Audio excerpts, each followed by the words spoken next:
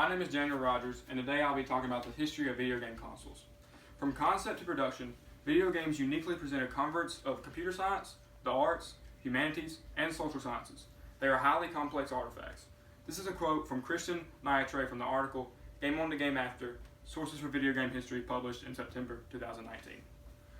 For more than 25 years, for the past 25 years, video games have affected our society in many different ways. A lot of people don't understand what makes video games so special or what makes them unique. But first, you have to understand that video games have changed dramatically for the past 40 years. I will begin with the Atari 2600, and I will lead up to what we have now. Video games hold a special place in my heart, and I can't wait to share about them. The Atari 2600 came out in 1977. It was a home console that featured joysticks and interchangeable game cartridges that played multiple colored games effectively, kicking off the second generation of video game consoles. As the article Video Game History states on History.com. The Atari 2600 took the gaming industry by storm for more than 6 years. After the 6 years, the gaming industry crashed. The article Video Game History from History.com also states, lasting a couple of years, the crash led to bankruptcy of several home computer and video game console companies. Luckily, the Japanese company Nintendo saved the day when they released the NES, the Nintendo Entertainment System, in 1985. This saved the industry. Nintendo specialized in high-quality games, as cited from the reference entry from Funk and Wagnall's New World Encyclopedia in January 2018. Then Nintendo decided to release the Super Nintendo Entertainment System in 1991, and then in 1966 they released the Nintendo 64, which was the last cartridge-based console. Now, before the Nintendo 64 came out, Sony released the PlayStation in 1994, and the PlayStation had compacted disc, and that was the first of its kind. And then following that, in 1999, Nintendo decided to release the 64DD, which was an add-on that went on the bottom of this Nintendo 64, because this is the Nintendo 64. Went on the bottom of the Nintendo 64, and it allowed you to play CDs as well.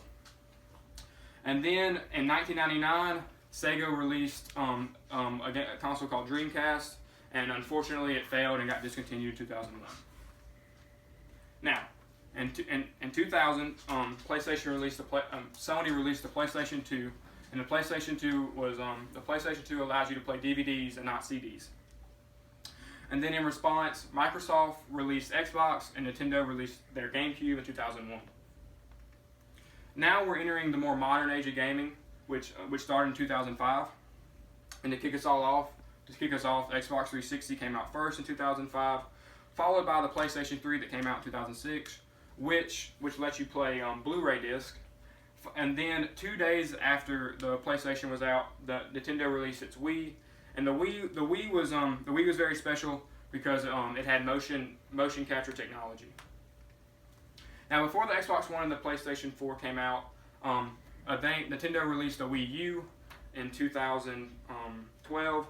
The Wii U sucked tremendously. No one liked it, so it got discontinued in 2017. So then, in 2013, Microsoft released the Xbox One, and Sony released the PlayStation 4, which came out in 2013. This allowed players to download their games, and they didn't have to have a disc anymore.